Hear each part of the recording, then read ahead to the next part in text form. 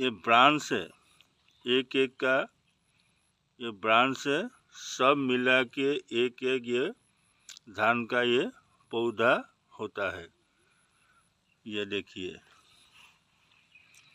तो ये जब राउंडर शेप का होगा तभी क्या होगा, इसमें से बीज में से मतलब इसका जो बीज है वो बीज निकल के आएगा।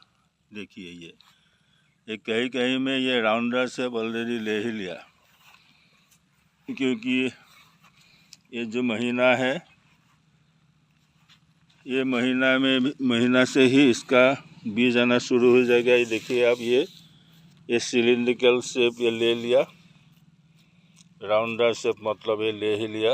अब ये गौर कीजिएगा, ये राउंडर शेप ऑलरेडी ले ही लिया।